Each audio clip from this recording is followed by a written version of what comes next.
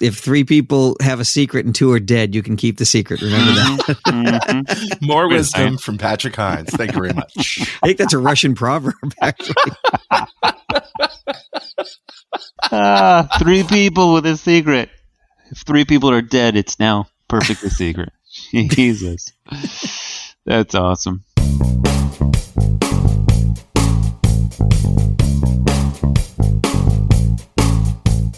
All right, boys, where do we start? I think Atlassian. Atlassian. Oh, Atlassian. Oh, Atlassian. I know I sent an email to our IT guy saying, "Did we patch this? We're in the cloud, so we don't have on-prem." Okay, so I'm probably the worst CTO ever because Carl. Because you unpatched it? Wait, hold on. Did you unpatch it? Is that what you're about to say? I'm the reason you're the worst CTO ever? Is that what you just said? No, hold on, Carl. I want to unpack this a little bit. Okay. So there's this new 0 day that allows for complete takeover of your Atlassian Confluence server. So if you're running Confluence, which is just a kind of like an internal knowledge base. Yeah, it's like an internal wiki. So if you're running on-prem, you're not running the cloud version, but you're running the on-prem version. It's susceptible right now, the CVE 2022-26134, whatever. And for those who don't know, on-prem means in your building. Correct. Yeah, hosted, not on the cloud. In your building. Yep. The IT guy owns it. And this isn't a researcher found it. This is we've seen it actually being actively exploited in the wild, and you want to make sure that you go apply whatever patches you possibly can. And I'm assuming Shodan has thousands of them listed. Oh, yeah. Yeah. Shodan. So, we talked about them. Who's Shodan? Yeah, Shodan's actually it's a really cool search engine to find victims. Specifically, you have targets. Prioritize. No, actually, it's mostly for IoT devices. Okay, to yeah, find that's right. IoT, but I remember now. It can be used to find all sorts of stuff. So this is why I'm probably the worst CTO ever. As soon as this came out, I went to the red teams and was like, okay, guys, let's find a way to, get an example of this and weaponize it and blah, blah, blah. And we were looking at it for about 6 hours.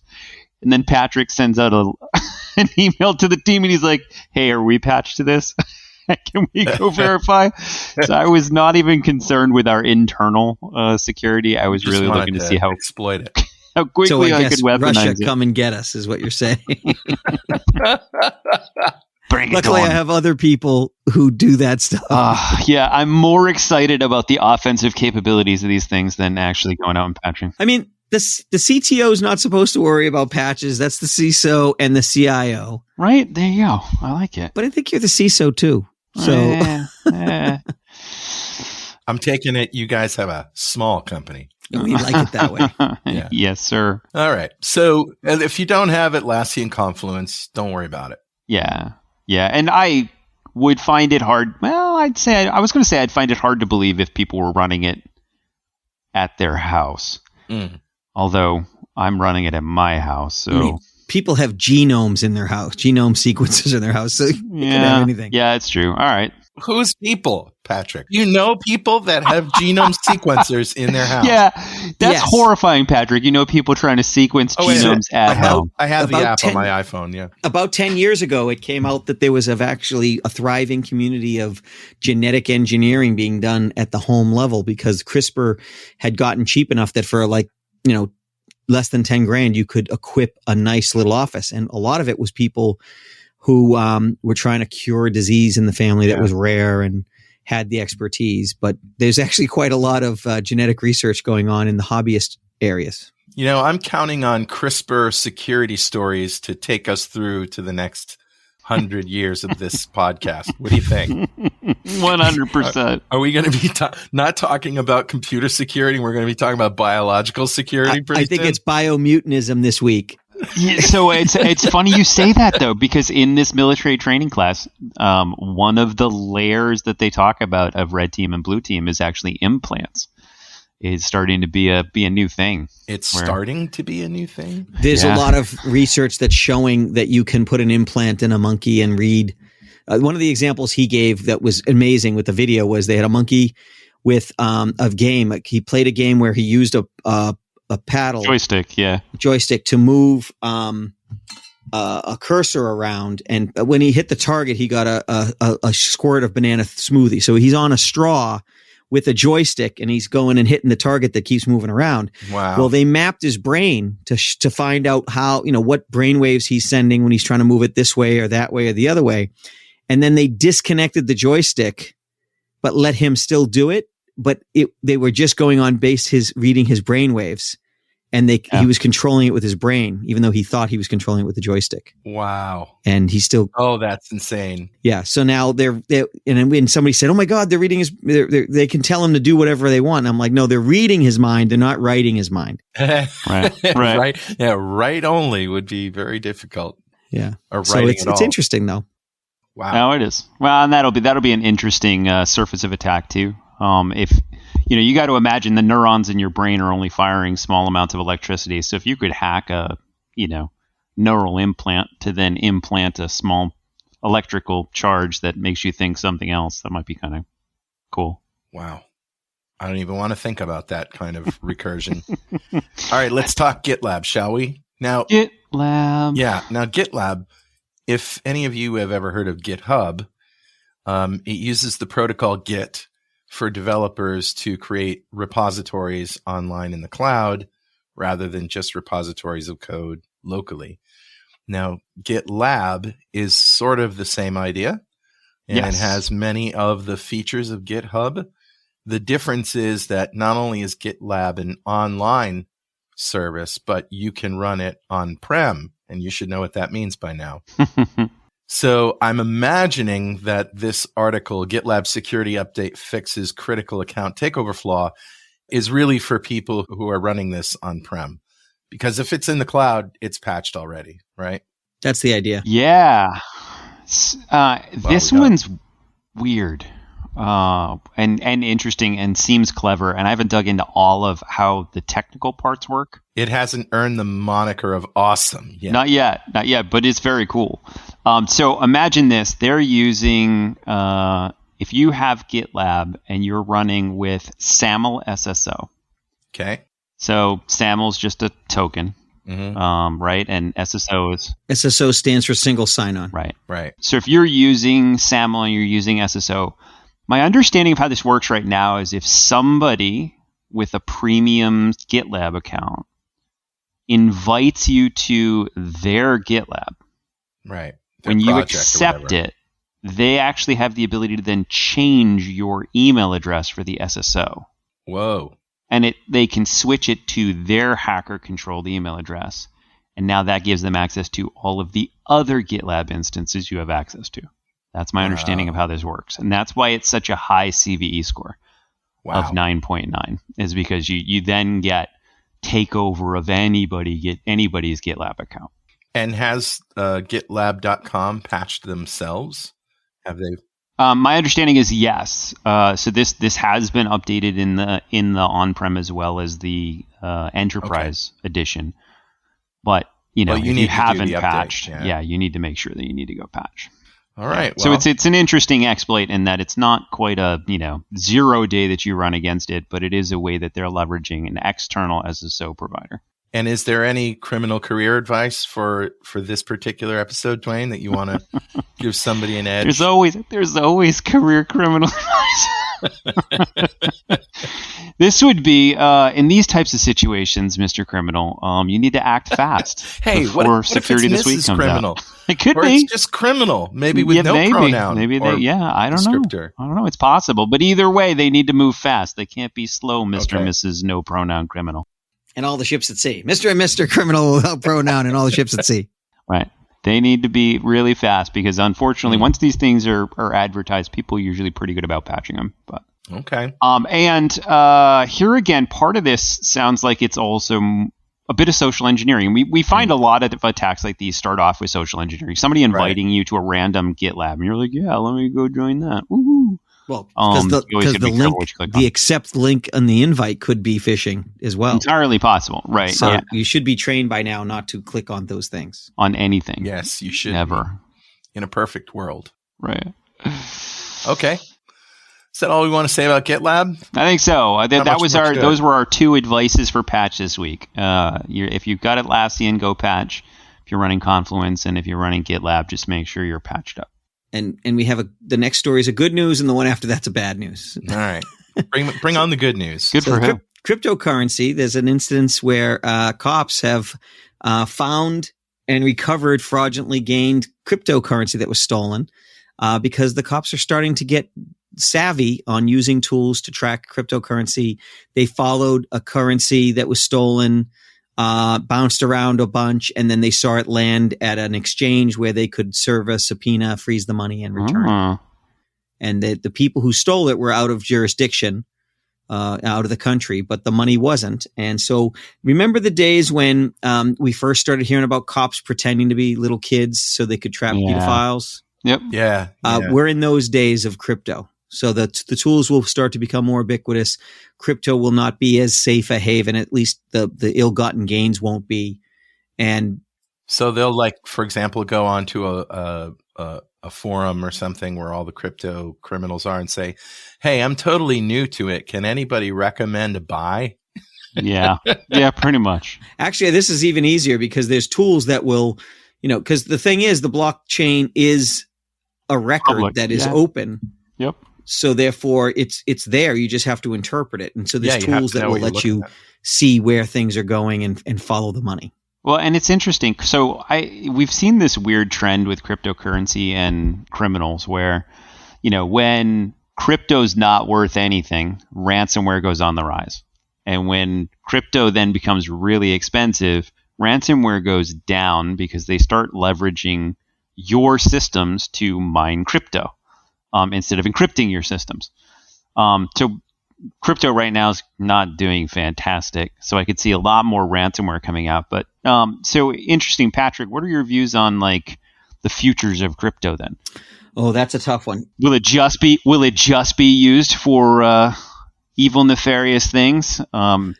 So when the Wall Street banks started putting, index funds on it, it started to really get some respectability. There's still some tumult in the market because we still don't know whether the governments are going to try to actually kill it. And some governments have done their best to stamp it out. It's meant to be a currency outside of the fiat currencies controlled by governments. And so that's a threat to government control. I don't think it's going anywhere, but I wouldn't put your life savings into it. No, I wouldn't either. It's very volatile. However, if you look at the overall trend of something like Bitcoin, it's up and up and up and up. Well, and up. Here's the big thing, and I think I've told this to you, Carl, and I probably mentioned it to Dwayne. I think he already had the same realization, which is, it stood up very well against the attacks that we've seen and things like that. Mostly it's individual exchanges that are getting hacked, not the currencies itself. Right.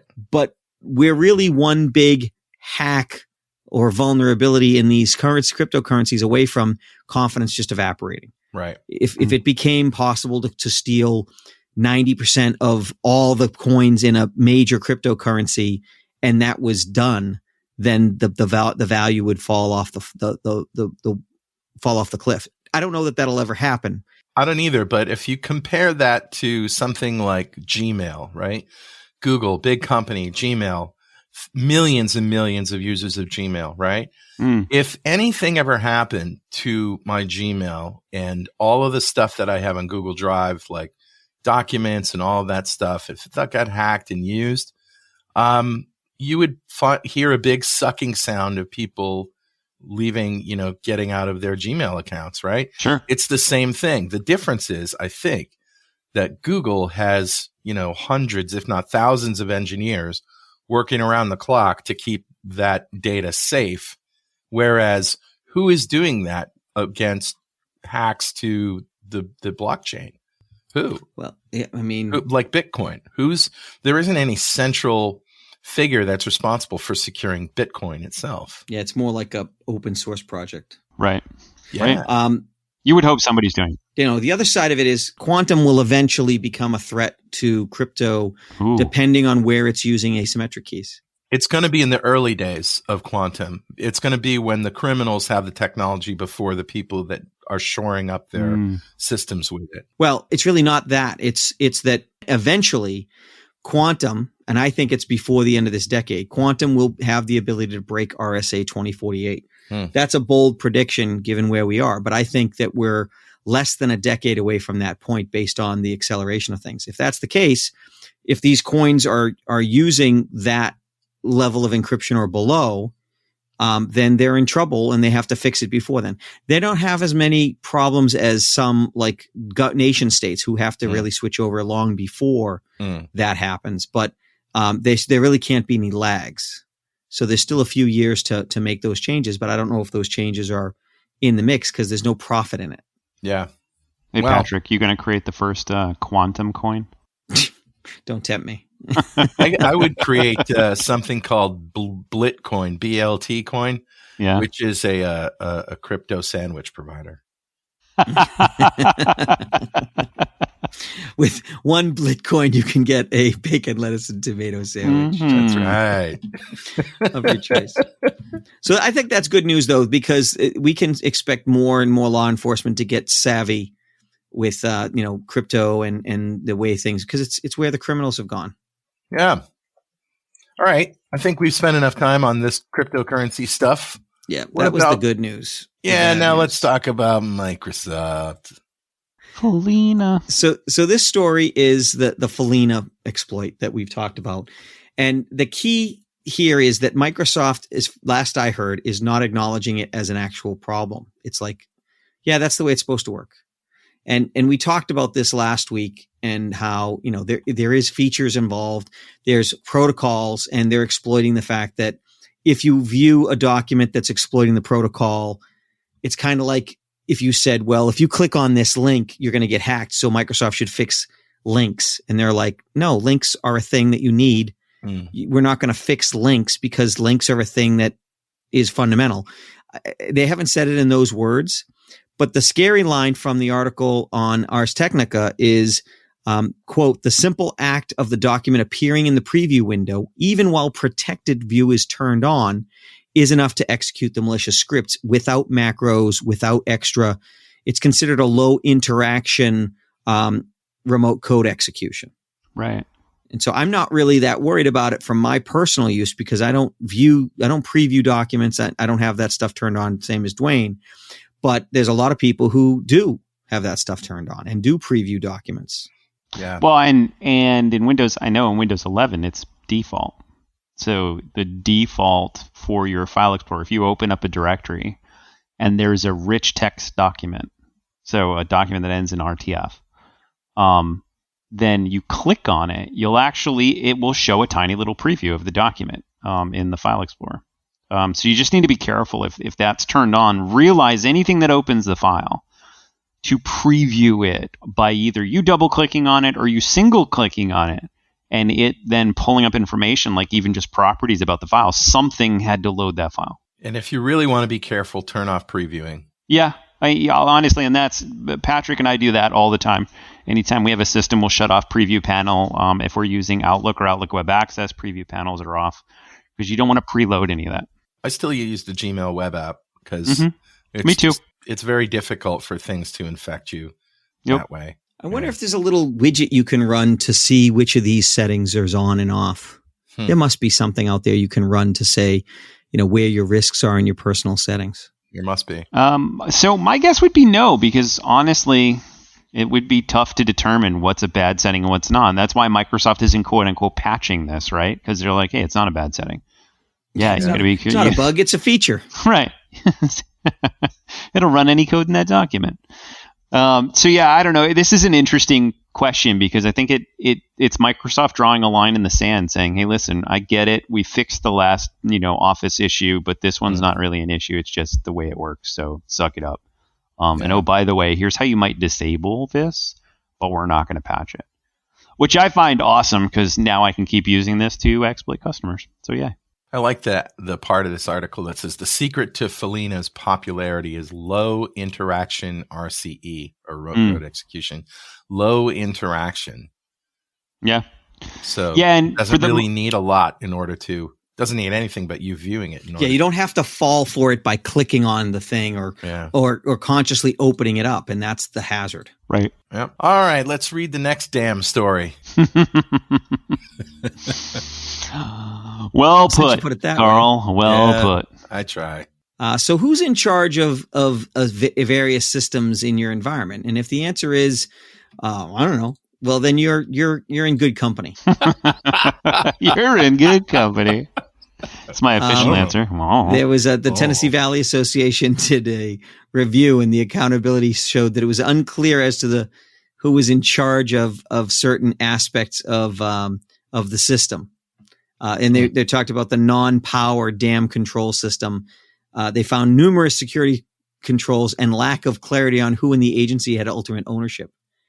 And so the answer was, nobody's in charge of that. Well, that's interesting. So they fired nobody immediately. Yeah. So it's a non-power dam control system, right? But it does have to do with this dam. And as you know, securing water sources is really important. Very important. And we've seen casinos taken down by thermostats.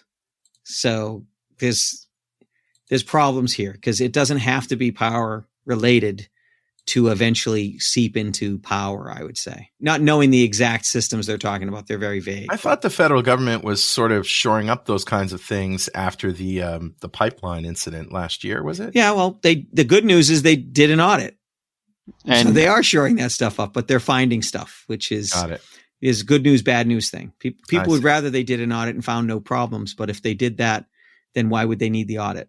And for those of you scratching your heads like I was when I started reading this article, how good of a hacker do you have to be to hack one that has no power? Am I right? This is a non-power dam? Right. But it does provide water. No. But it sounds like it's a dam control that runs on no power. No. It's that this jam doesn't generate power. Entirely different. There's actually power control. I started reading through it and I was like, a no power dam. How did they hack a totally manual dam? Confused. I think you were the only one that didn't entirely possible. Read between the lines. You should get some sleep. If they could have hacked a powerless dam, that would have been awesome. Yeah. I never even thought of reading it that way. See, that's what you think outside the box, Patrick. It didn't help to think outside the box. It did not. It was a bad thing. I'm still in the box. All right. Good news for Microsoft. Windows Auto Patch is now available for public preview. And I'm thinking it's June 2022. And it's available auto patch for public preview. I thought Windows automatically patched itself. What's going on here? This is more about enterprise. Okay. This is about enterprise and patches beyond the default patches of, high-end security patches. So you can turn something on to automatically patch, but Microsoft will only do that typically for the really high risk security things. They're not going to update your drivers. They're not going to update other optional things. So you're an enterprise. You're in charge of maybe thousands, maybe tens of thousands of computers, right, in your domain, and you need something to patch them. And I haven't looked at the interface for this, but I would be very disappointed and somewhat surprised if this didn't have a nice interface that lets you see a dashboard for what was and wasn't patched. Yeah, and it really is for administrators to get their arms around pushing patches out and making sure everything gets patched at the enterprise level. Because I imagine that when you have an enterprise computer, it's fairly locked down. It's not going to update Tuesday. It's not going to shut down and download patches, right? Yeah, you could configure it to do that, but typically you're absolutely right, Carl. It's, you as an administrator, you need to push out a policy and maintain and make sure that everything is updated. And there's no sort of real easy way to find out everything is updated. And this just makes life a little bit easier, which is nice. So this is helping enterprise administrators have an easier job of patching the enterprise. Okay, then. Good stuff. Kind of a mixed bag today, isn't it? Yeah, it was. I know. Right? Yeah, and a short show. There wasn't a lot of striking stuff. The cyber war is kind of falling from the news. But what I'm interested in is there's been a few ransomwares and things like that, but there hasn't been a lot that I've seen. I would love to see the statistics in a couple of months of whether this was actually a quiet period for ransomware. And if it is, I would attribute it to Russia destabilizing, having other targets to go after, and the brain drain in Russia. The fact that there's reports of a ton of Russian technical assets leaving the country. Yeah. All right, guys. Short show this week, but we'll be back next week for more Security This Week. And tell a friend and tell your friend's friend about us. We need more listeners. Thanks, guys. All right. Bye-bye. Bye. Bye.